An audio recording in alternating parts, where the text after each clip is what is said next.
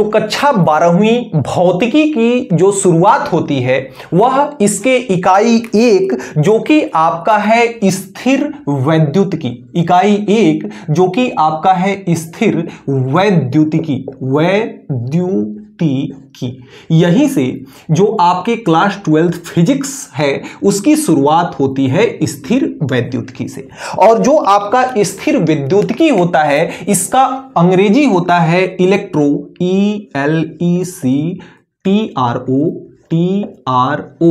Statics, STATIC, electrostatics. और जो electrostatics होता है, इलेक्ट्रोस्टैटिक्स का हिंदी मतलब होता है रुका हुआ आवेश। बहुत ध्यान से समझिएगा, एकदम बिल्कुल सहज भाषा में मैं हर एक चीजों को क्लेरिफाई करूंगा। इसका मतलब होता है रुका हुआ आवेश। देखिए, हमने यहां पे जो भी बात अब तक बोली उसमें हमने ये बोला कि कक्षा 12वीं भौतिकी का जो सब शुरुआत है वह इकाई 1 यानी स्थिर वैद्युतिकी से होता है। यानी कहने का मतलब यह है कि फिजिक्स का एक पार्ट है, भौतिकी का एक पार्ट है जो कि आपका क्या है, स्थिर वैद्युतिकी, जिसका मतलब होता है रुके हुए आवेश, यानी रुका हुआ आवेश। और रुका हुआ आवेश क्या, रुका हुआ आवेश का यह क्या कराती है, रुके हुए आवेश का क्या कराती है, अध्ययन कराती है। यानी भौतिक विज्ञान की वह शाखा जिसके अंतर्गत हम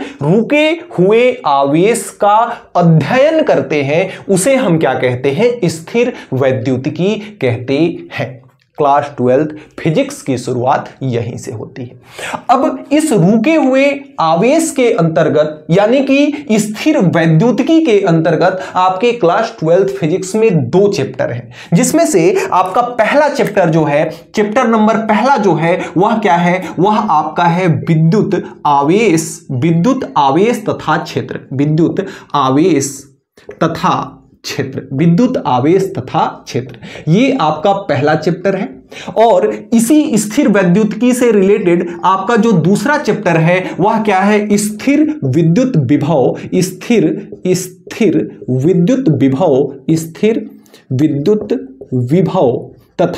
विभव तथा धारिता, स्थिर विद्युत विभव तथा धारिता।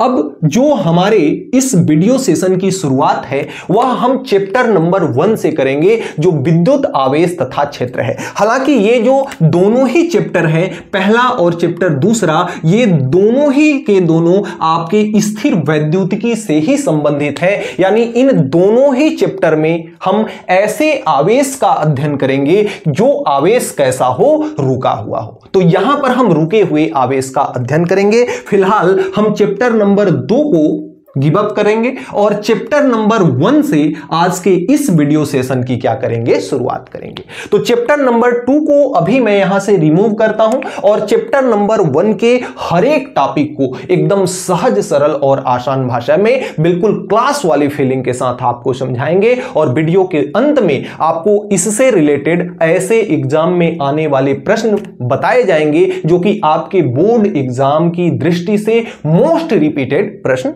होते हैं। चलिए बताते हैं चैप्टर नंबर 1 को। तो आपका जो चैप्टर नंबर 1 है वह है विद्युत आवेश तथा क्षेत्र। अगर इसके अंग्रेजी की बात करें तो इसे हम कहते हैं इलेक्ट्रिक चार्ज। आवेश को हम क्या कहते हैं, चार्ज। तो electric charge and field, electric charge and field. तो हम यहां पर इलेक्ट्रिक चार्ज एंड फील्ड के बारे में बात करेंगे। दूसरी बात कि जो यहां पे स्थिर विद्युतिकी का नाम इलेक्ट्रोस्टैटिक्स आया वह कहां से आया, देखिए इसके लिए समझते हैं हम सबसे पहले यहां पर विद्युत को। सबसे पहले किसको समझते हैं, सबसे पहले यहां से समझते हैं विद्युत को, यानी जिसे हम अंग्रेजी में क्या कहते हैं, जिसे हम अंग्रेजी में कहते हैं इलेक्ट्रिक।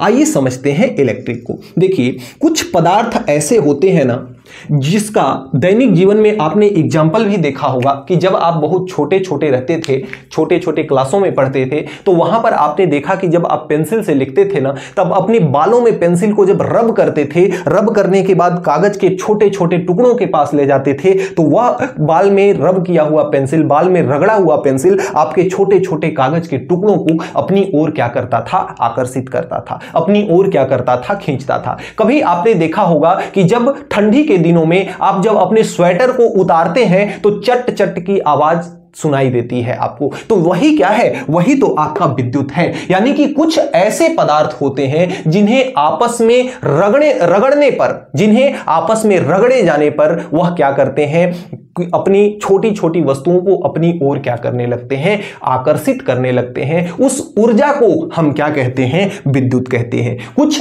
ऐसे पदार्थ होते हैं जिन्हें आपस में रगड़े जाने पर एक विशेष प्रकार की क्या आ जाती है, ऊर्जा आ जाती है। विद्युत की परिभाषा कैसे लिखोगे कि कुछ ऐसे पदार्थ होते हैं जिन्हें आपस में रगड़े जाने पर उनमें एक विशेष प्रकार की ऊर्जा आ जाती है और वे अपनी ओर छोटी छोटी वस्तुओं को क्या करने लगते हैं, आकर्षित करने लगते हैं, जिसे हम क्या कहते हैं, विद्युत कहते हैं, जिसे हम क्या कहते हैं, विद्युत कहते हैं। अब इसी बात को हम लिखते हैं कि कुछ ऐसे पदार्थ होते हैं, कुछ ऐसे पदार्थ होते हैं, ऐसे पदार्थ होते हैं। देखिए यहां के बाद ना आपको कोई भी इतना सिंपल वे में आपको हर एक परिभाषाएं बताई जाएंगी कि आपको फिर से रटने की कोई जरूरत नहीं है। मात्र एक क्लास के पैकेज में आपको फिर से रिवीजन करने की, रटने की जरूरत नहीं है। यहां से आप बिल्कुल कंप्लीट अपना नोट्स भी तैयार कर सकते हो। कुछ ऐसे पदार्थ होते हैं जिन्हें आपस में रगड़े जाने पर,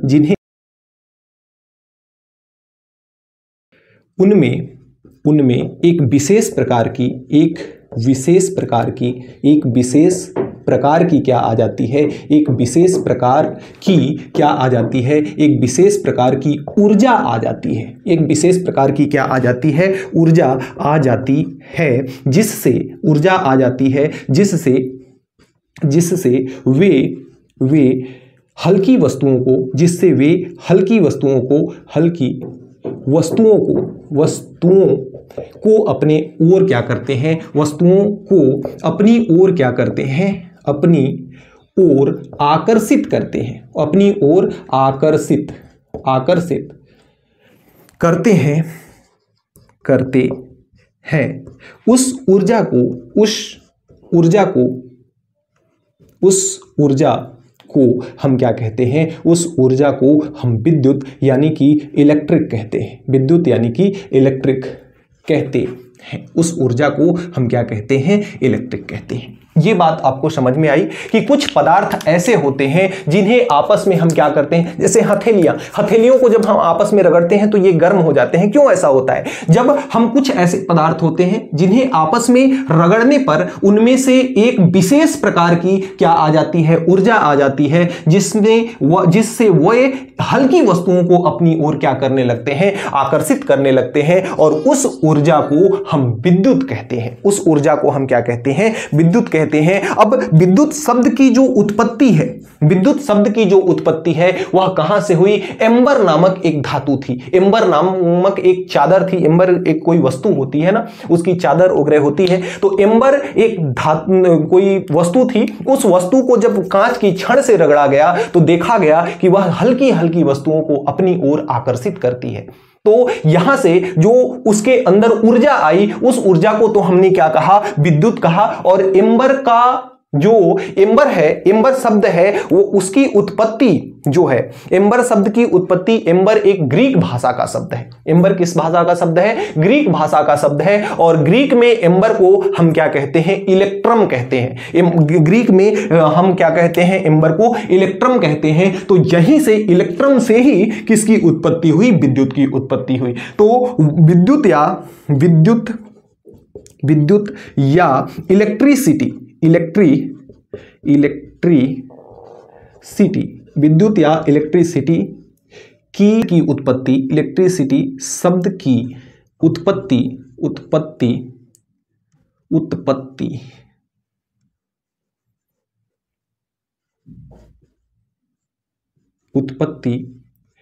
एम्बर एम्बर से हुई है।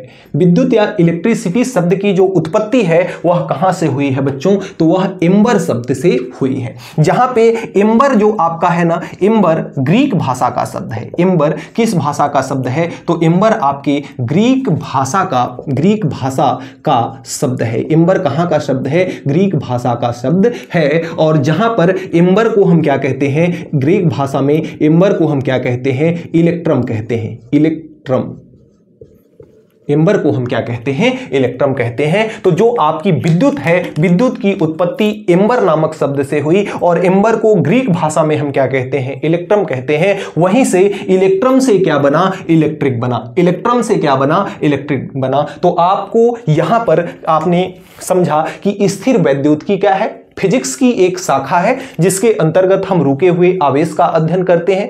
अगले क्रम में आपने यह समझा कि स्थिर विद्युतिकी के अंतर्गत दो टॉपिक हैं। पहला है विद्युत आवेश तथा क्षेत्र, जो कि आपका चैप्टर नंबर 1 है। दूसरा आपका है स्थिर विद्युत विभव तथा धारिता, जो कि चैप्टर नंबर 2 है। अब यहां पर हमने विद्युत को समझा कि कुछ पदार्थ ऐसे होते हैं जिनको आपस में रगड़े जाने पर उनमें एक विशेष प्रकार की ऊर्जा आ जाती है, जिससे वह छोटी छोटी वस्तुओं को अपनी ओर क्या करते हैं, आकर्षित करते हैं। उस ऊर्जा को हम क्या कहते हैं, उस ऊर्जा, अगर विद्युत की उत्पत्ति की बात करें तो विद्युत की उत्पत्ति कहां से हुई है, एम्बर। एम्बर क्या है, एम्बर एक ग्रीक भाषा का शब्द है जिसे हम क्या कहते हैं, ग्रीक भाषा में इलेक्ट्रम। तो इलेक्ट्रम से क्या बना, इलेक्ट्रम से बना आपका इलेक्ट्रिक। अब इस चैप्टर का मोस्ट इंपॉर्टेंट टॉपिक जो कि आपका क्या है, विद्युत आवेश यानी कि इलेक्ट्रिक चार्ज। आइए समझते हैं इलेक्ट्रिक चार्ज को, और मेन चैप्टर का फ्लो जो है यहीं से स्टार्ट होता है, इलेक्ट्रिक चार्ज से। आइए समझते हैं विद्युत आवेश को, जिसे हम कहते हैं इलेक्ट्रिक चार्ज, जिसे हम क्या कहते हैं, इलेक्ट्रिक चार्ज। अब इलेक्ट्रिक चार्ज क्या होता है, एकदम देसी भाषा में मैं आपको समझाता हूं। जैसे आग जो होती है, आग का गुण है कि यदि उसके संपर्क में आप जाओगे तो आपको आग जलाएगी। पानी का एक गुण है कि पानी को नीचे छोड़ोगे तो पानी बहेगा।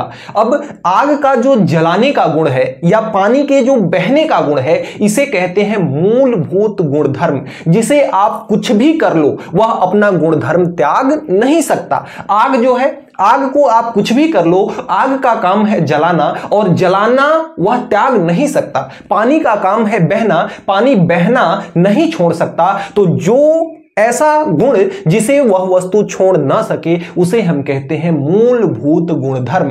तो जो आवेश है या इलेक्ट्रिक चार्ज है वह किसी वस्तु का मूलभूत गुणधर्म है। मूलभूत क्या है, गुणधर्म है। जैसे आग का मूलभूत गुणधर्म क्या है, जलाना, वैसे ही किसी वस्तु का मूलभूत गुणधर्म क्या है, विद्युत आवेश, जिसे प्राप्त कर लेने के बाद वह वस्तु विद्युतमय या चुंबकीय हो जाती है, यानी कि विद्युत जैसे या फिर चुंबक के जैसे व्यवहार करने लगती है। कहने का मतलब यह है। तो आवेश किसी वस्तु का वह गुणधर्म है जिसे प्राप्त कर लेने के बाद वह वस्तु विद्युतीय हो जाती है या चुंबकीय हो जाती है। विद्युतीय या चुंबकीय हो जाती है। देखिए, विद्युत और चुंबक दोनों ही एक सिक्के के दो पहलू हैं, यानी कि दोनों ही लगभग आगे चलकर के बाद जैसे जैसे चैप्टर का फ्लो आगे बढ़ता जाएगा, अगला चैप्टर जैसे ही आता जाएगा, विद्युत भी पढ़ लोगे आप, चुंबक भी पढ़ लोगे, तो आपको एक चीज वहां से पता चलेगी कि विद्युत और चुंबक दोनों ही एक सिक्के के दो पहलू हैं। यानी इन लोगों का ओरिजिन स्थान, यानी कि निकलने का स्थान, बनने का स्थान एक ही है। तो हमने क्या बताया कि विद्युत आवेश किसी वस्तु का गुणधर्म है जिसे प्राप्त कर लेने के बाद वह वस्तु विद्युत या चुंबकीय हो जाती है, यानी विद्युत या चुंबक के जैसे व्यवहार करने लगती है। उसे हम क्या कहते हैं, विद्युत आवेश कहते हैं। क्या कहते हैं, विद्युत आवेश कहते हैं। अब विद्युत आवेश के बारे में जो भी हम यहां पे बोलेंगे वो परिभाषाएं आपके स्क्रीन पर आ जाएंगी, वहां से आप उन परिभाषाओं को देख लीजिएगा। अगर हम विद्युत आवेश के बारे में और आगे बात करें तो जो विद्युत आवेश है ना, यह एक स्केलर प्रोडक्ट है। कैसा प्रोडक्ट है, यह एक स्केलर प्रोडक्ट है, यानी अदिश राशि है। विद्युत क्षेत्र जो है कैसी राशि है, स्केलर प्रोडक्ट है, स्केलर प्रोडक्ट है। स्केलर प्रोडक्ट है, यानी कि कैसी राशि है? विद्युत आवेश एक कैसी राशि है? अदिश राशि है। विद्युत आवेश एक कैसी राशि है? अदिश राशि है। अगली बात करें हम विद्युत आवेश के बारे में, तो इसका जो मात्रक है, इसका जो मात्रक है, कैसा मात्रक? इसका जो SI मात्रक है वह क्या है? SI मात्रक इसका क्या होता है? कूलाम होता है। इसका SI मात्रक क्या होता है? कूलाम होता है, जिसे हम C से डिनोट करते हैं। तो हमने बताया कि विद्युत आवेश एक अदिश राशि है और इसका SI मात्रक जो है कूलाम है, जिसे हम C से प्रदर्शित करते हैं। और यदि विद्युत आवेश के अगर हम विमा की बात करते हैं, विद्युत आवेश के किसकी बात करते हैं? विमा की बात करते हैं, तो इसका विमीय सूत्र जो होता है M0 L0 T0 और A इसकी क्या होती है? विमा होती है। तो इतनी बातें आप विद्युत आवेश के बारे में समझ सकते हो। अब बात आती है यहां पर दूसरी, जो कि आपका क्या है? आवेश की संकल्पना। आवेश की संकल्पना, यानी आवेश की हम संकल्पना किसके आधार पर करते हैं? आवेश की संकल्पना हम किसके आधार पर करते हैं? आइए समझते हैं। तो आवेश की संकल्पना का जो आधार है, आवेश के संकल्पना का जो आधार है वह क्या है? आवेश के संकल्पना का जो आधार है वह क्या है? आपका इलेक्ट्रॉन। यानी आवेश की संकल्पना किसके आधार पर की जाती है? इलेक्ट्रॉन के आधार पर की जाती है। दो तरीके से इसको आप समझ सकते हो। जैसे अगर मैं एक एग्जांपल ले लूं, जैसे आपका हाइड्रोजन, जो आपका हाइड्रोजन का परमाणु है उसमें इलेक्ट्रॉन की संख्या कितनी होती है? तो इस हाइड्रोजन के अंतर्गत एक इलेक्ट्रॉन होता है। एक इलेक्ट्रॉन होता है। हाइड्रोजन में कितने इलेक्ट्रॉन होता है? एक इलेक्ट्रॉन होता है। और अगर हम बात करते हैं क्लोरीन की, अगर हम बात किसकी करते हैं? क्लोरीन की, तो क्लोरीन परमाणु में कितने इलेक्ट्रॉन होते हैं? 17 इलेक्ट्रॉन होते हैं। कितने इलेक्ट्रॉन होते हैं? क्लोरीन परमाणु में 17 इलेक्ट्रॉन होते हैं। अब इसका तो कहानी बस एक ही इलेक्ट्रॉन तक है। इसके अंतिम कोश या स्टार्टिंग कोश में कितने? मात्र एक और एक ही इलेक्ट्रॉन है। लेकिन क्लोरीन की अगर हम बात करें तो क्लोरीन परमाणु में 17 इलेक्ट्रॉन है। क्या इसमें एक इलेक्ट्रॉन है? तो और भी कुछ है क्या इसमें? जी, इसमें एक इलेक्ट्रॉन और एक आपका होता है प्रोटॉन, यानी कि P+। एक इलेक्ट्रॉन और एक क्या होता है इसमें? प्रोटॉन। और अगर हम बात करते हैं क्लोरीन में, ऐसे अगर सामान्यतः देखा जाए तो किसी भी परमाणु के अंतर्गत जितने इलेक्ट्रॉन होते हैं उतने ही क्या होते हैं? प्रोटॉन होते हैं। तो चूंकि इसमें 17 इलेक्ट्रॉन है तो इसमें P+ की संख्या कितनी होगी? P+ की संख्या यानी कि जो आपके प्रोटॉनों की संख्या है, प्रोटॉन इसमें कितने हैं? 17 है। अब अंतिम कोश में अगर देखा जाए तो इसका तो इसमें एक ही इलेक्ट्रॉन है, तो इसका इलेक्ट्रॉनिक विन्यास केवल 1 ही हो जाएगा। और अगर इसका इलेक्ट्रॉनिक विन्यास देखा जाए तो पहले कोश में इलेक्ट्रॉनों की संख्या अधिकतम 2 होती है। दूसरे कोश में अधिकतम इलेक्ट्रॉन कितने होते हैं? 8 होते हैं। तीसरे में भी 8 होंगे, लेकिन 8 और 2 10 इलेक्ट्रॉन लिए जा चुके हैं। टोटल कितने इलेक्ट्रॉन है? 17। तो अंतिम कोश में कितने इलेक्ट्रॉन बच गए? 7। यानी इसके अंतिम कोश में 7 इलेक्ट्रॉन, इसके अंतिम कोश में कितने इलेक्ट्रॉन है? 1 इलेक्ट्रॉन। कोई भी परमाणु अस्थायी होने के लिए इलेक्ट्रॉनों का क्या करता है? आदान प्रदान करता है। जैसे कोई भी परमाणु अस्थायी होने के लिए अपनी अंतिम कक्षक को पूरा करता है। अंतिम कक्षक को क्या करता है? पूरा करता है। तो इसमें तो 1 इलेक्ट्रॉन है, या तो इसके पास कहीं से 1 इलेक्ट्रॉन आए, या ये 1 इलेक्ट्रॉन इसको भी दे दे, ताकि सारा का सारा इसका टेंशन दूर हो जाए। न रहेगी बांस न बाजेगी बांसुरी। इलेक्ट्रॉन रहेगा ही नहीं, कोई झंझट ही नहीं होगा। अब इसके पास अंतिम कोश में 7 इलेक्ट्रॉन है, तो ये चाहेगा कि 1 इलेक्ट्रॉन कहीं से आ जाए, क्योंकि 7 इलेक्ट्रॉनों को त्यागना इसके लिए बहुत मुश्किल काम है। क्योंकि 17 प्रोटॉन पकड़ करके रखे हैं 17 इलेक्ट्रॉनों को। 2 तो हम मान लो 2-3 हम आराम से त्याग सकते हैं, लेकिन इसमें 7 के सातों इलेक्ट्रॉनों को नहीं त्याग पाएंगे, क्योंकि अगर इसमें से मान लीजिए 3 इलेक्ट्रॉन को हमने त्याग दिया तो टोटल इलेक्ट्रॉन कितने बचे? 14। प्रोटॉन कितने? 17। अब 14 प्रोटॉन मिलकर 13 इलेक्ट्रॉनों को इतना जबरदस्त तरीके से पकड़ लेंगे कि और इलेक्ट्रॉनों को छोड़ाना मुश्किल हो जाएगा। तो यह क्या करेगा? 1 इलेक्ट्रॉन कहीं और से लेकर के आएगा। तो जब आपका H+ प्लस Cl दोनों आपस में मिलेंगे तो इसके पास एक अधिक इलेक्ट्रॉन है और इसके पास इलेक्ट्रॉन की कमी है, तो ये दोनों मिलाकर बना देंगे HCl।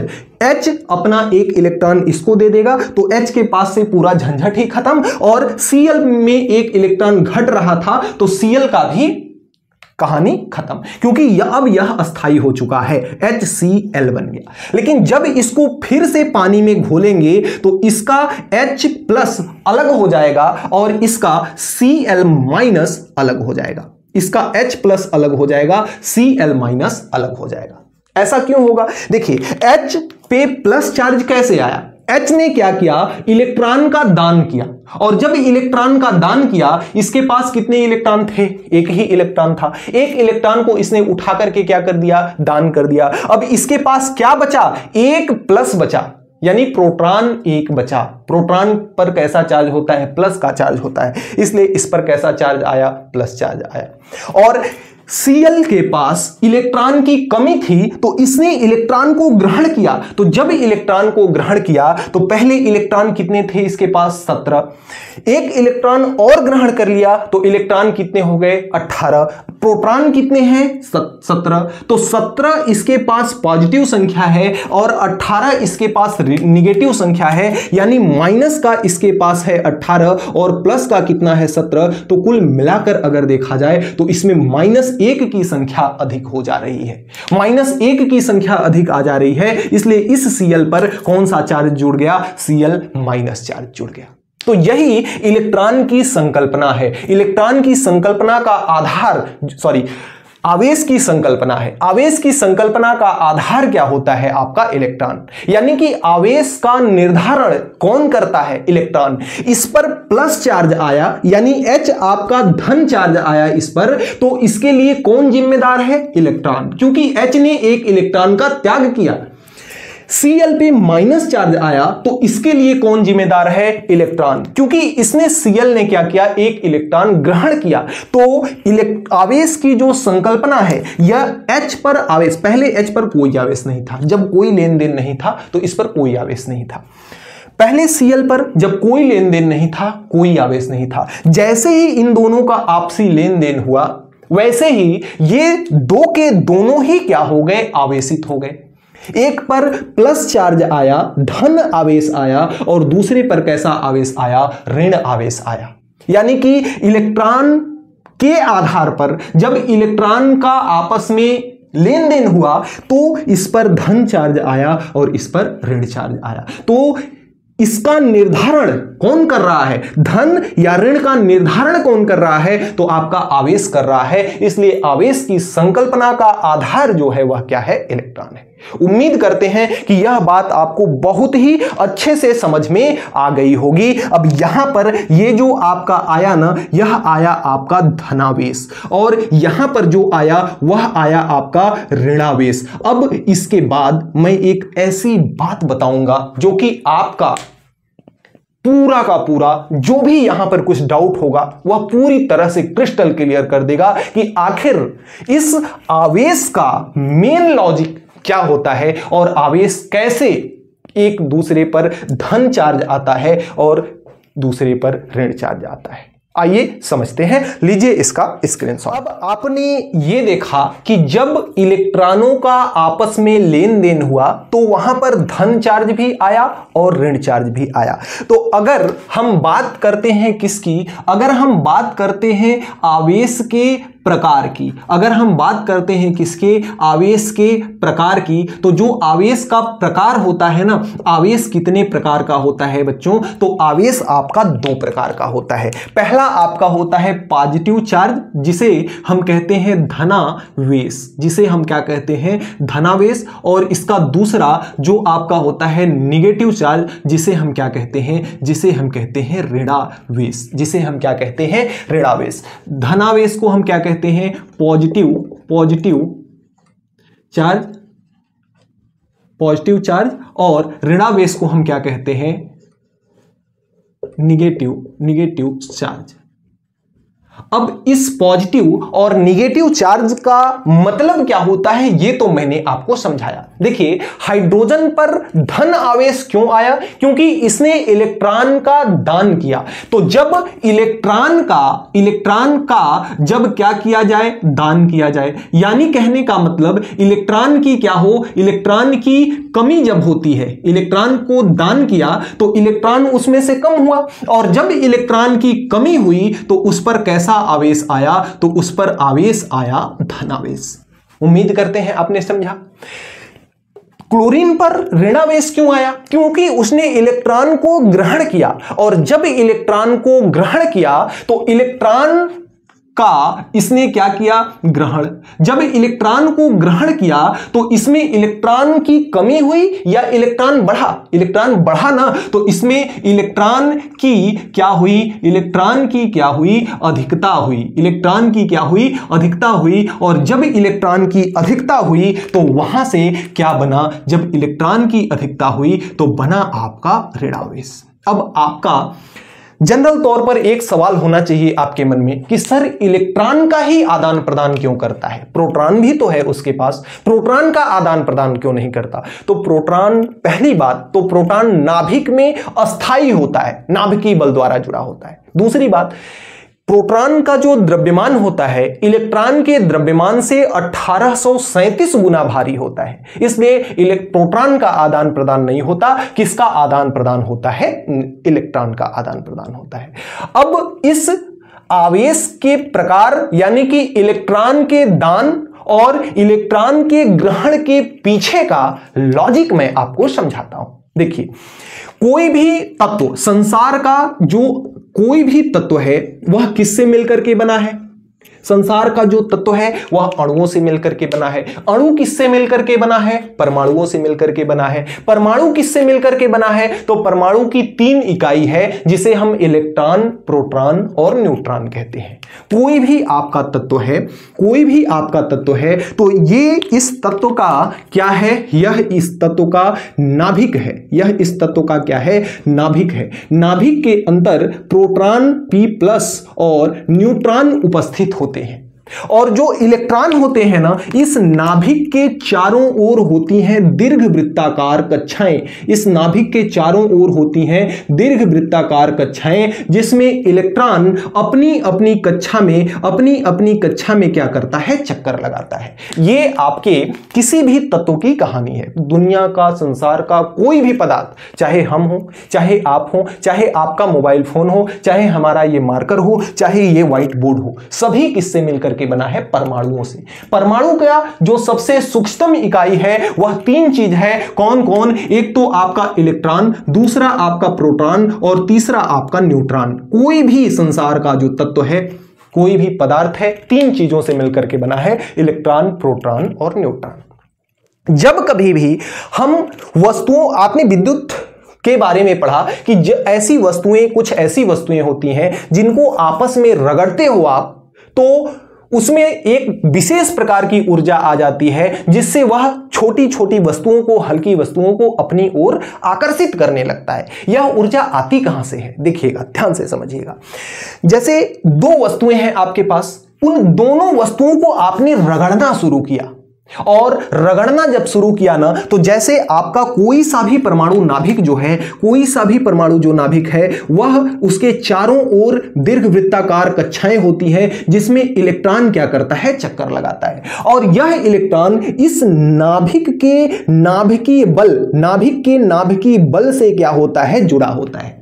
लेकिन अंतिम कोश की अगर हम बात करें तो अंतिम कोश पर नाभिकीय बल इसका क्या हो जाता है, कम हो जाता है। जब हम वस्तुओं को आपस में रगड़ते हैं तो वह वस्तु गर्म होने के कारण इसके अंतिम कोश में जो इलेक्ट्रॉन है, इसका नाभिकीय बल कम होने के कारण यह इलेक्ट्रॉन को उत्सर्जित कर देता है, इलेक्ट्रॉन को निकाल देता है। और जब इलेक्ट्रॉन यहां से निकल जाता है तो इलेक्ट्रॉन इसके सरफेस पर, इसकी सतह पर क्या हो जाता है, आ जाता है। इसकी सतह पर क्या होता है, आ जाता है। और इसी इलेक्ट्रॉन को हम क्या कहते हैं, इसी इलेक्ट्रॉन को हम कहते हैं मुक्त इलेक्ट्रॉन। इसी इलेक्ट्रॉन को हम क्या कहते हैं, मुक्त इलेक्ट्रॉन। बहुत ध्यान से चीजों को समझेंगे तभी जाकर के आपको चीजों की गहराई समझ में आएगी। हमने क्या बताया, कोई तत्व या कोई पदार्थ किससे मिलकर के बना है, इलेक्ट्रॉन प्रोटॉन न्यूट्रॉन से। इलेक्ट्रॉन प्रोटॉन न्यूट्रॉन की संरचना कुछ इस तरह से होती है किसी भी तत्व की कि उसके परमाणु नाभिक में प्रोटॉन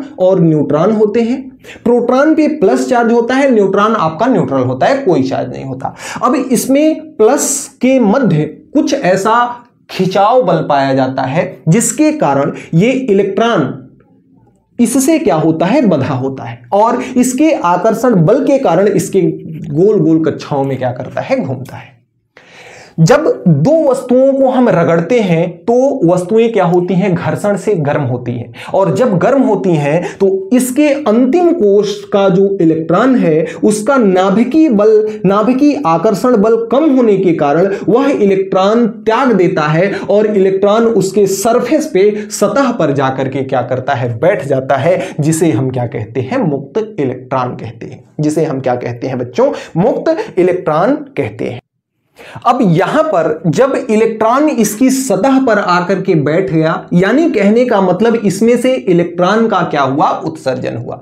अब जिन दो वस्तुओं को हम आपस में रगड़ रहे हैं, जिन दो वस्तुओं को आपस में रगड़ रहे हैं, उनमें से एक का इलेक्ट्रॉन क्या हुआ, निकला और सतह पर जाकर के बैठ गया। तो दूसरी वस्तु जिससे रगड़ रहे हैं, जैसे अगर हम अपने बालों को क्या कर रहे हैं, पेंसिल से रगड़ रहे हैं, तो बाल भी हमारी एक वस्तु है, कोई पदार्थ है, और पेंसिल भी हमारी कोई पदार्थ है। बाल और पेंसिल को जब आपस में रगड़ा गया तो दोनों में से किसी एक का इलेक्ट्रॉन क्या हुआ, गर्म होने के कारण उत्सर्जित हुआ, और दूसरे ने उस इलेक्ट्रॉन को क्या कर लिया, ग्रहण कर लिया।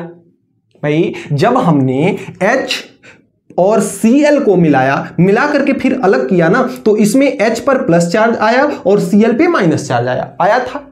यानी H आपका धनावेशित हो गया, Cl आपका ऋणावेशित हो गया। इसी प्रकार से मान लो H और Cl को, एग्जांपल के लिए मैं बता रहा हूं, H और Cl को आपस में आपने रगड़ा, इसमें एक ऐसी क्रिया हुई कि इस गर्म होने के कारण Cl से मान लो, H से मान लो एक इलेक्ट्रॉन निकल गया और H के सतह पर जाकर के क्या हुआ, बैठ गया।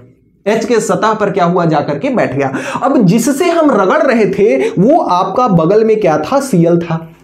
Cl को एक इलेक्ट्रॉन की ऑलरेडी कमी है, तो इसके सतह पर जब एक मुक्त इलेक्ट्रॉन इसको दिखा तो यह तुरंत से इलेक्ट्रॉन को क्या कर लिया, खींच लिया। अब जब इलेक्ट्रॉन को खींचा तो इस पे इलेक्ट्रॉन की क्या हुई, हाइड्रोजन में इलेक्ट्रॉन की क्या हुई, इलेक्ट्रॉन की क्या हो गई, कमी हो गई। इलेक्ट्रॉन की क्या हो गई, भाई H से इलेक्ट्रॉन निकला ना, तो इसमें से जब इलेक्ट्रॉन निकला तो इलेक्ट्रॉन की क्या हो गई, कमी के कारण इस पे क्या आया, धनावेश। और Cl ने इलेक्ट्रॉन को ग्रहण किया तो Cl के पास इलेक्ट्रॉन की बताओ कमी हुई ना, कैसे करते हो सर, अधिकता हुई कि कमी होगी, तो Cl के पास क्या हो गई, अधिकता हो गई, तो Cl पे कैसा आया, आपका ऋणावेश आया। तो लॉजिक यहां से है आपका कि जब किसी पदार्थ को हम आपस में रगड़ते हैं तो उसमें से ऊर्जा जब मिलती है तो नाभिकीय अंतिम कोश में नाभिकीय बल का आकर्षण कम होने के कारण इलेक्ट्रॉन क्या हो जाता है, उत्सर्जित होकर के सतह पर क्या होता है, बैठ जाता है। और जब दूसरी वस्तु उसके संपर्क में आता है तो वह इलेक्ट्रॉन को अपनी ओर क्या करता है, खींच लेता है, अपनी पास ले लेता है। तो एक में इलेक्ट्रॉन की अधिकता हुई और दूसरे में इलेक्ट्रॉन की क्या हो गई, कमी हो गई, जिसके कारण H पे कैसा आवेश आया, H पे आपका आया कैसा आवेश, H पे आया धनावेश, और Cl पे आया कैसा आवेश, Cl पे आया आपका ऋणावेश। Cl पे कैसा आवेश आया, ऋणावेश आया। यही धनावेश और ऋणावेश की कहानी है। अब यहां पर हमने ये देखा कि आखिर ये आवेश दो प्रकार, पहले आखिर इस पर ध्यान हमारा कैसे गया कि धनावेश और ऋणावेश दो चीजें हैं। देखिए जब चीजों को आपस में रगड़ा गया ना, कई चीजों को आपस में रगड़ा गया, तो वहां पर यह देखा गया कि कुछ वस्तुएं तो ऐसी हैं कि जिनको आपस में हम रगड़ दे रहे हैं तो हल्की वस्तुओं को अपनी ओर खींच रही हैं, लेकिन कुछ उसमें से वस्तुएं ऐसी हैं जो जिसको हम आपस में रगड़ दिए ना तो वो हल्की वस्तुओं को अपनी ओर खींच नहीं रही बल्कि ढकेल रही हैं। तो यहां पे दो गुण देखने को सामने मिले, दो गुण आपको देखने को मिले। तो उसमें से हमने क्या कंक्लूजन निकाला कि यदि आपका समान आवेश है, अगर आपका समान आवेश है, तो अगर आपका समान आवेश है ना, तो समान आवेश में क्या देखने को मिलता है? प्रतिकर्षण। प्रतिकर्षण, समान आवेश में क्या देखने को मिलता है? प्रतिकर्षण। समान आवेश यानी कि जैसे जो वस्तु हम क्या किए, जिस वस्तु को हम रगड़े उस पर धन आवेश आ गया, धन आवेश, और जिस वस्तु के पास लेकर के गए उस पर भी अगर धन है, यानी कि दोनों पर अगर समान चार्ज है, तो उन दोनों को जब पास लेकर के आएंगे ना, तो वो एक दूसरे पे सटेंगे नहीं, एक दूसरे को धक्का देंगे, जिसे हम कहते हैं प्रतिकर्षण। या एक पर वस्तु जिसको हमने लेके गया उस पर माइनस चार्ज था और जिसके सामने लेकर के गया उस पर भी माइनस चार्ज है, तो ये दोनों के दोनों ही कैसे आवेश हैं? दोनों के दोनों ही कैसे आवेश हैं? समान आवेश हैं। और समान आवेश में हमें क्या देखने को मिलता है? प्रतिकर्षण देखने को मिलता है। यानी जब दो सजातीय आवेश को एक साथ लेकर के जाओगे तो वहां क्या देखने को मिलेगा? प्रतिकर्षण। लेकिन जब विजातीय आवेश को यानी विपरीत आवेश को जब लेकर के जाओगे, कैसे आवेश को? विपरीत आवेश को। तो जब आप विपरीत आवेश को लेकर के जाओगे तो विपरीत आवेश को ले जाने पर आपको क्या देखने को मिलेगा? यहां पर आपको देखने को मिलेगा आकर्षण। आकर्षण का मतलब होता है खिंचाव। जैसे अगर एक आपका प्लस है और उसको माइनस के पास लेकर के जाओगे ना, तो ये आपके कैसे आवेश हैं? विपरीत आवेश हैं। और विपरीत आवेश में क्या देखने को मिलता है? आपका आकर्षण देखने को मिलता है। तो इस बात को भी याद रखिएगा कि सजातीय आवेश हमेशा एक दूसरे को क्या करते हैं? प्रतिकर्षित करते हैं, और विजातीय यानी कि विपरीत आवेश एक दूसरे को क्या करते हैं? आकर्षित करते हैं। इतनी बात आप आवेश के बारे में याद रखिएगा। आपको आवेश के गुणधर्मों के बारे में हमने बताया कि आवेश पहली चीज तो दो प्रकार का होता है। पहला आपका धन आवेश, दूसरा आपका ऋण आवेश। अगला गुणधर्म कि जो आपका सजातीय यानी कि समान आवेश हैं एक दूसरे को प्रतिकर्षित करते हैं, और जो विजातीय यानी कि विपरीत आवेश हैं एक दूसरे को क्या करते हैं? आकर्षित करते हैं। इसके अलावा अगर आपको आवेश के मात्रक के बारे में बताया जाए, तो जैसा कि हमने बोला कि आवेश का मात्रक क्या होता है? कूलाम होता है। अब अगर आपके परीक्षा में 1 नंबर का प्रश्न आ गया कि कूलाम को परिभाषित कीजिए, एक कूलाम किसे कहते हैं? तो देखिए, जो आपकी विद्युत धारा होती है, विद्युत धारा, हालांकि ये आगे की बात है लेकिन फिर भी आप यहां से समझो, विद्युत धारा जो होती है ना, ये आपका होता है आवेश बटा समय। विद्युत धारा बराबर होता है आवेश बटे समय। यहां हमें तो आवेश चाहिए ना, तो आवेश बराबर क्या हो जाएगा? आवेश बराबर आपका हो जाएगा समय, इधर आ जाएगा बॉर्डर के इस पार, तो भाग में है, इधर आएगा तो किस में हो जाएगा? गुणा में। तो ये आपकी हो जाएगी विद्युत धारा और इंटू में समय, विद्युत धारा इंटू में समय। अब आवेश को हम किससे डिनोट करते हैं? तो आवेश को हम कैपिटल Q से भी डिनोट करते हैं और स्मॉल q से भी डिनोट करते हैं। तो जो आपका आवेश कैपिटल Q हो जाएगा, आवेश बराबर क्या हो जाएगा? विद्युत धारा। विद्युत धारा को हम किससे प्रदर्शित करते हैं? I से, और समय को किससे प्रदर्शित करते हैं? स्मॉल t से। तो Q बराबर आपका होता है I इंटू टी। अब अगर आवेश के यानी कि Q के मात्रक की बात करें, Q का मात्रक, तो Q का मात्रक क्या हो जाएगा? Q का मात्रक आपका होगा आवेश का मात्रक इंटू समय का मात्रक। तो आवेश का मात्रक क्या होता है? आवेश का मात्रक होता है एम्पियर। आवेश का मात्रक क्या होता है? एम्पियर। और समय का मात्रक क्या होता है? सेकेंड। तो जो आपका यहां से देखिए, यहां से जो आपका Q का मात्रक होगा, Q का मात्रक वह क्या हो जाएगा? आपका एम्पियर इंटू में सेकेंड, एम्पियर इंटू में सेकेंड। ये आपका क्या हो जाएगा? आवेश का मात्रक। और एम्पियर इंटू सेकेंड जो है, एम्पियर इंटू सेकेंड जो है, इसी को हम क्या कहते हैं? इसी को हम कहते हैं कूलाम। इसी को हम क्या कहते हैं? कूलाम। कूलाम एक वैज्ञानिक का नाम था जिन्होंने आवेश के बारे में अध्ययन किया और आपको कराया। उनके नाम को सम्मान देने के लिए हम एम्पियर इंटू सेकेंड को क्या कहते हैं? कूलाम। अब आवेश का जो मात्रक है वह एम्पियर इंटू सेकेंड होता है, इसे हम कहते हैं कूलाम। अब कूलाम को अगर परिभाषित करना हुआ, यानी एक कूलाम किसे कहते हैं, तो कूलाम को आप कैसे परिभाषित करेंगे? एम्पियर में क्या है? विद्युत धारा है। सेकेंड में क्या है? समय है। तो यदि किसी चालक में 1 एम्पियर की धारा 1 सेकेंड तक बह रही हो, 1 एम्पियर की धारा 1 सेकेंड तक बह रही हो तो उस पर आवेश का मान कितना होता है? 1 कूलाम के बराबर होता है। सभी बच्चे कमेंट बॉक्स में लिखेंगे कि आवेश का मात्रक, कूलाम की परिभाषा क्या है? किसी चालक में यदि 1 एम्पियर की धारा 1 सेकेंड प्रवाहित होती है तो उस आवेश का मान 1 कूलाम के बराबर होता है। यही आपके कूलाम की परिभाषा है, जो एक इंपॉर्टेंट प्रश्न बन करके आपके 1 नंबर में परीक्षा में पूछ लिया जाता है। तो ये कूलाम, जो आपका आवेश का मात्रक जो है कूलाम, जिसकी हम बात कर रहे थे, यह कौन सा मात्रक है? यह आवेश का एसआई यूनिट है। कौन सा यूनिट है? एसआई मात्रक है। अब अगर इसके सीजीएस मात्रक की हम बात करते हैं, किसकी बात करते हैं? सीजीएस मात्रक की। तो सीजीएस मात्रक जो होता है स्टेट कूलाम होता है। सीजीएस मात्रक आवेश का जो होता है वह क्या होता है? आपका स्टेट कूलाम होता है। और 1 स्टेट कूलाम बराबर आपका 1 कूलाम जो होता है वह 3 × 10⁹ कूलाम के बराबर होता है। स्टेट कूलाम के बराबर होता है। स्टेट कूलाम के बराबर होता है। तो यहां से आपने एसआई मात्रक और सीजीएस मात्रक के बारे में देखिए, हमने आवेश के अंतर्गत आपको एक मुक्त इलेक्ट्रॉन के बारे में बताया। कभी आपने सोचा है कि प्लास्टिक में विद्युत धारा क्यों नहीं बहती?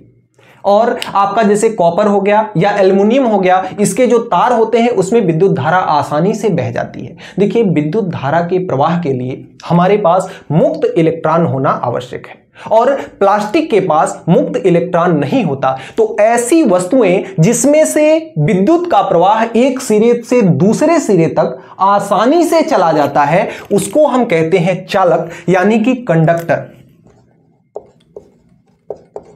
चालक यानी कि उसको कहते हैं कंडक्टर। और कंडक्टर वे वस्तुएं जिनके पास क्या हो? मुक्त इलेक्ट्रॉन, जिसके पास मुक्त इलेक्ट्रॉन क्या हो? उपस्थित हो। मुक्त इलेक्ट्रॉन जिसके पास उपस्थित हो उसे हम क्या कहते हैं? चालक कहते हैं।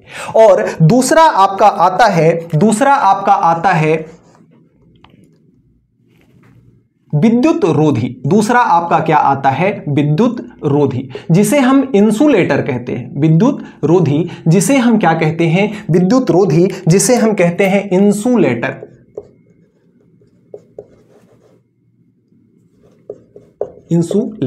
इंसुलेटर। और जो आपका इंसुलेटर होता है उसमें मुक्त इलेक्ट्रॉन क्या होता है? मुक्त इलेक्ट्रॉन अनुपस्थित होता है। यानी इसमें मुक्त इलेक्ट्रॉन की अनुपस्थिति होती है। जैसे इसमें देखिए क्या आ जाएगा, जो आपका जिसमें मुक्त इलेक्ट्रॉन उपस्थित है, यानी विद्युत आवेश का संचार एक स्थान से दूसरे स्थान तक हो जाता है। जैसे आपका क्या है? जैसे आपका है चांदी, जैसे आपका है एल्यूमिनियम, जैसे आपका क्या है? एल्यूमिनियम, और जैसे आपका क्या है? लोहा। ये सारी चीजें, सारी वस्तुओं में, इन सारी वस्तुओं में मुक्त इलेक्ट्रॉन उपस्थित होता है, जिसके कारण इसमें विद्युत आवेश का प्रवाह एक स्थान से दूसरे स्थान तक हो जाता है।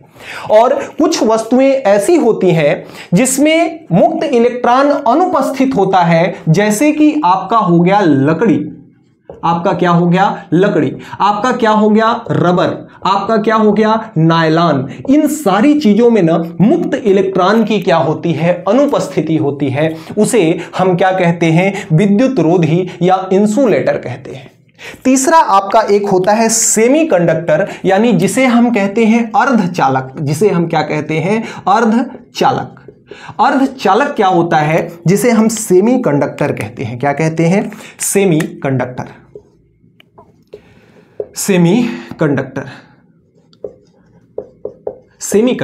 सेमीकंडक्टर क्या होता है? कुछ वस्तुएं ऐसी होती हैं जो कि कुछ दशा में, यानी कि जैसे मान लेते हैं कि कोई वस्तुएं ऐसी होती हैं कि नॉर्मल अवस्था में विद्युत आवेश का प्रवाह नहीं कराती, लेकिन उनको अगर गर्म कर दिया जाए तो उसमें से विद्युत आवेश का प्रवाह आसानी से हो जाता है। तो कुछ वस्तुएं ऐसी हैं जो किसी विशेष कंडीशन में विद्युत आवेश का प्रवाह कराती हैं, उसे हम कहते हैं सेमीकंडक्टर। जैसे आपका हो गया सिलिकॉन, जैसे आपका क्या हो गया सिलिकॉन और जर्मेनियम, सिलिकॉन और आपका क्या हो गया जर्मेनियम, सिलिकॉन और जर्मेनियम, सिलिकॉन और जर्मेनियम ऐसे दो तत्व हैं जो कि किसी विशेष परिस्थिति में विद्युत धारा का प्रवाह कराते हैं, यानी कि जब उसमें कुछ विशेष परिस्थिति लगा दी जाएगी तो वह विद्युत आवेश का प्रवाह कराएंगे। अदरवाइज अगर ऐसे ही हम विद्युत आवेश का प्रवाह कराना चाहें तो सिलिकॉन और जर्मेनियम ऐसे तत्व हैं जो विद्युत धारा का प्रवाह नहीं कराएंगे। तो ऐसी वस्तुओं को हम क्या कहते हैं, अर्धचालक कहते हैं। अब आपके बुक में एक और चैप्टर है एक और टॉपिक है जिसे हम कहते हैं भू संपर्कण, जिसे हम क्या कहते हैं, भू संपर्कण कहते हैं। तो भू संपर्कण क्या होता है? भू संपर्कण जैसे कोई भी आवेश आपका है, किसी भी तार को या चालक को जब हम पृथ्वी से कनेक्ट कर देते हैं तो उसमें बहने वाला आवेश जो है पृथ्वी के अंदर चला जाता है, उसे हम क्या कहते हैं, भू संपर्कण कहते हैं। आपकी जो घरों में वायरिंग होती है ना, उसमें एक तीसरा फेस होता है, एक तो आपका अर्थ होता है, दूसरा आपका फेस, तीसरा तार एक ऐसा होता है जो भूमि से संपर्कित होता है।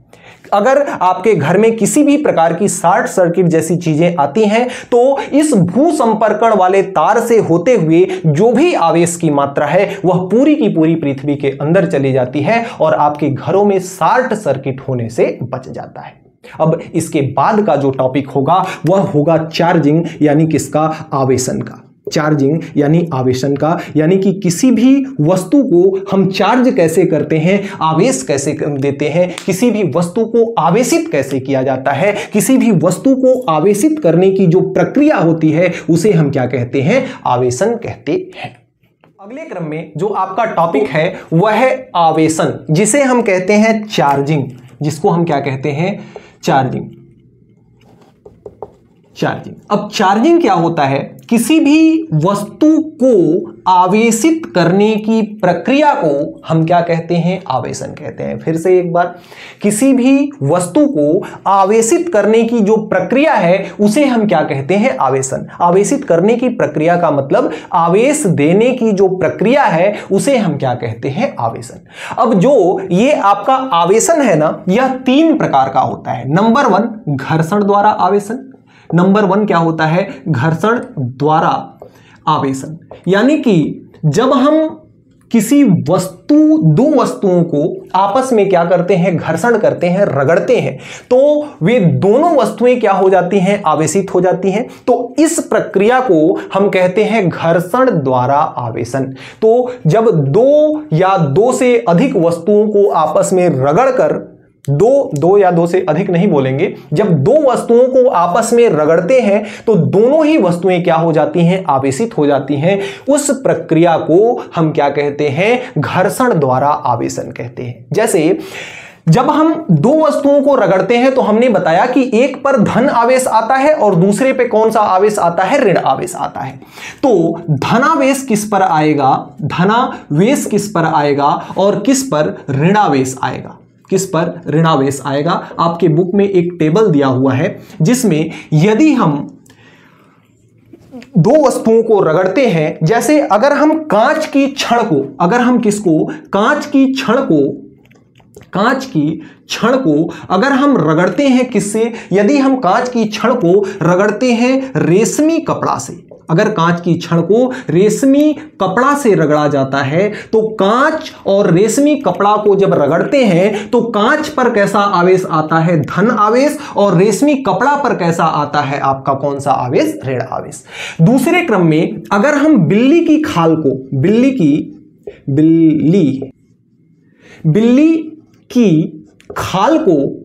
की खाल को जब हम किससे रगड़ते हैं, बिल्ली की खाल को या तो हम प्लास्टिक के छड़ से रगड़ते हैं या हम एबोनाइट की छड़ से रगड़ते हैं। एबोनाइट एक धातु है, एबोनाइट की छड़ से क्या करते हैं, रगड़ते हैं। तो जब बिल्ली की खाल को प्लास्टिक की छड़ या एबोनाइट की छड़ से रगड़ा जाता है तो बिल्ली की खाल पर कैसा चार्ज आता है, धन आवेश, और प्लास्टिक या एबोनाइट की छड़ पर कैसा चार्ज आता है, ऋण आवेश। और यदि हम तीसरे क्रम में ऊनी कपड़े को किसी भी चीज यानी कि या एम्बर की छड़ या एबोनाइट की छड़ या प्लास्टिक की छड़, एम्बर की छड़ या प्लास्टिक की छड़ या और एबोनाइट की छड़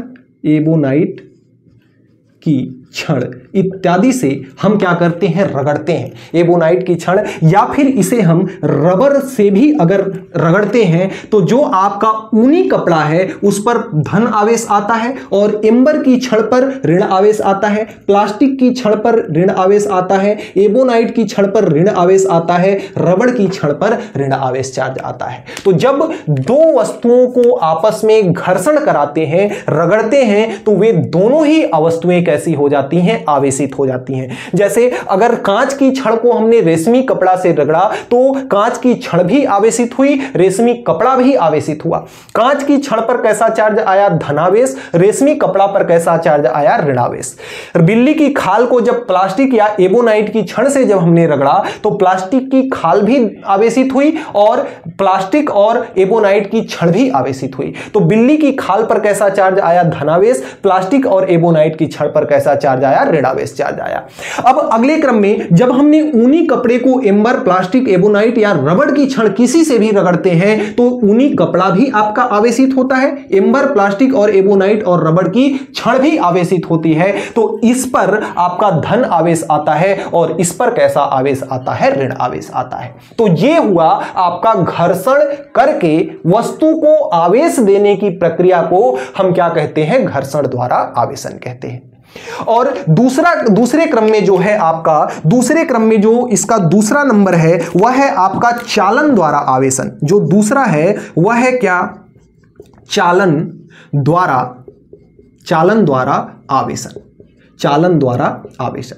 अब चालन द्वारा आवेशन क्या होता है, जैसे अगर आपके पास दो वस्तुएं हैं, आपके पास कितनी वस्तुएं हैं, दो वस्तुएं हैं, एक वस्तु ये रही और दूसरी वस्तु ये रही।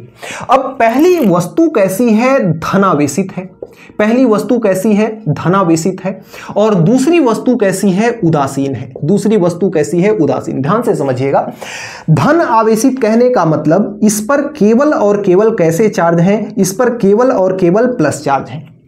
उदासीन कहने का मतलब इस पर कैसे चार्ज है, इस पर धन भी चार्ज है और ऋण भी चार्ज है, और धन और ऋण दोनों की संख्या बराबर होने के कारण इसका आवेश कितना है, शून्य है।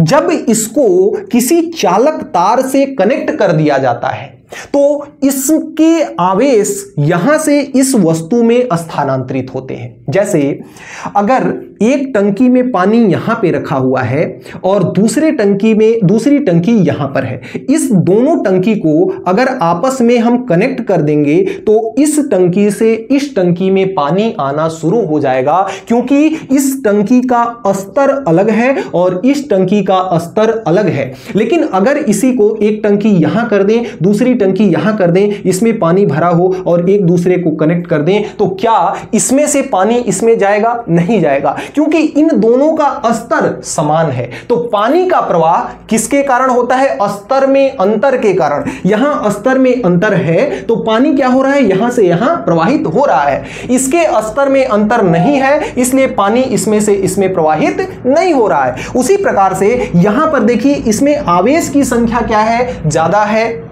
यानी इसमें आवेश के स्तर में अंतर है। आवेश के स्तर में क्या है? आवेश के, जैसे यहां पे पानी कि टंकी के लेवल में अंतर था ना, तो इसमें स्तर में अंतर हमने बोला। यहां पर इसको हम कहते हैं विभव, इसमें इसको हम क्या कहते हैं, विभव। तो इसका विभव अलग है, इसका विभव अलग है। विभव के बारे में अगले चैप्टर में पढ़ेंगे।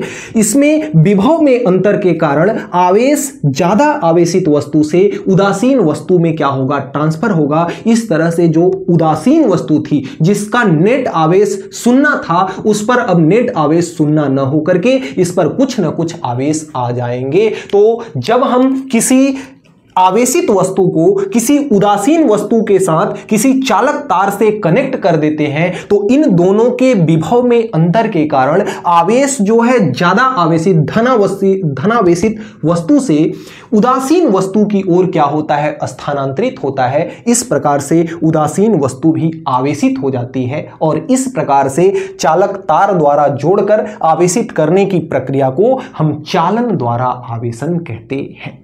अगले क्रम में जो आपका इसका तीसरा पार्ट है, इसका तीसरा पार्ट है उसे कहते हैं हम कि प्रेरण द्वारा आवेशन। प्रेरण द्वारा आवेशन किसे कहते हैं समझते हैं। बहुत इंटरेस्टिंग टॉपिक है प्रेरण द्वारा आवेशन। इसमें देखिए हमने क्या किया, घर्षण में हमने क्या किया कि दोनों वस्तुओं को रगड़ा। चालन में हमने क्या किया कि दोनों वस्तुओं को हमने किसी चालक तार से कनेक्ट किया। लेकिन प्रेरण द्वारा जो आवेशन है, हम किसी वस्तु को बिना छुए उसे आवेशित करने की जो प्रक्रिया है उसे हम क्या कहते हैं, प्रेरण द्वारा आवेशन। बता दो सर कि कैसे बिना छुए हम किसी वस्तु को कैसे आवेशित करेंगे। देखिए आपके पास दो वस्तु है, मान लेते हैं एक वस्तु ये है जो कि जिस पर धन आवेश है, इस पर कैसा आवेश है, धन आवेश है। और दूसरी वस्तु आपकी कैसी है, दूसरी वस्तु आपकी कैसी है, उदासीन है। दूसरी वस्तु कैसी है, उदासीन है। और ये कैसी है, ये आपका धनावेश है। तो जब हम उदासीन वस्तु की बात करेंगे तो उदासीन वस्तु पर कोई चार्ज नहीं है ऐसा कहना गलत है। उदासीन वस्तु पर कोई चार्ज नहीं है यह गलत है। उदासीन वस्तु में चार्ज है, लेकिन इस पर मान लो अगर प्लस की संख्या 4 है तो इसके पास 4 माइनस भी है। तो इसके सारे प्लस मिलकर माइनस को क्या करेंगे, खा जाएंगे। माइनस प्लस 0 और minus plus 0, minus plus 0, minus plus 0। अब इस पर आवेश, नेट आवेश इसका 0 है।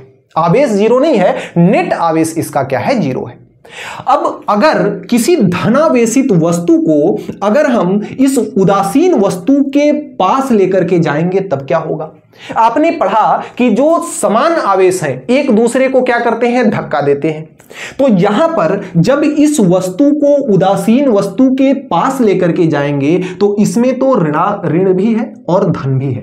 तो ये धनावेश क्या करेगा, माइनस वाली वस्तु को आकर्षित करेगा। आपने पढ़ा ना कि विपरीत आवेश एक दूसरे को आकर्षित करते हैं और समान आवेश एक दूसरे को क्या करते हैं, धक्का देते हैं। तो ये प्लस इसके प्लस को धक्का देंगे और इसके माइनस को अपनी ओर खींचेंगे। तो माइनस इसका इधर आ जाएगा और प्लस इसका क्या हो जाएगा, इधर। धक्का देने के कारण प्लस इसका प्लस इस दिशा में चला जाएगा और माइनस इसकी तरफ आ जाएगा। जब ऐसा हो जाएगा, इसको हम एक दूसरे से संपर्कित नहीं करेंगे, छुआएंगे नहीं। बिना छुए किसी वस्तु को आवेशित करने की प्रक्रिया प्रेरण कहलाती है ना, तो इसको हम टच नहीं कराएंगे। बस इसके पास हमने लेकर के गया तो प्लस और प्लस के मध्य धक्का दिया तो ये यानी प्रतिकर्षण हुआ, तो ये प्लस इस साइड में चला गया और माइनस और प्लस के मध्य आकर्षण होने के कारण माइनस इस तरफ आ गया। अब जब ऐसा हुआ तो हम इस उदासीन वस्तु को, इसका माइनस एक साइड में हो गया, इसका प्लस दूसरी साइड में आ गया इसको पास ले जाने पर। तो इसके बाद हम क्या करेंगे, इस वस्तु को भू संपर्कित कर देंगे। इस वस्तु को हम क्या करेंगे, भू संपर्कित कर देंगे, यानी पृथ्वी से जोड़ देंगे। इसका हम क्या कर देंगे, भू संपर्कण। भू संपर्कण, इसका हम भू संपर्कण कर देंगे। और पृथ्वी से जब जोड़ दिया जाता है तो पृथ्वी को मुख्यतः ऋणावेशित माना जाता है। पृथ्वी के अंदर कैसा चार्ज है, माइनस चार्ज है। अब माइनस बताओ, माइनस को अपने अंदर बुलाएगा या प्लस को अपने अंदर बुलाएगा। आपने पढ़ा ना कि भू संपर्कण करने पर जब तार को पृथ्वी से जोड़ दिया जाता है तो सारा का सारा आवेश पृथ्वी में प्रवाहित हो जाता है।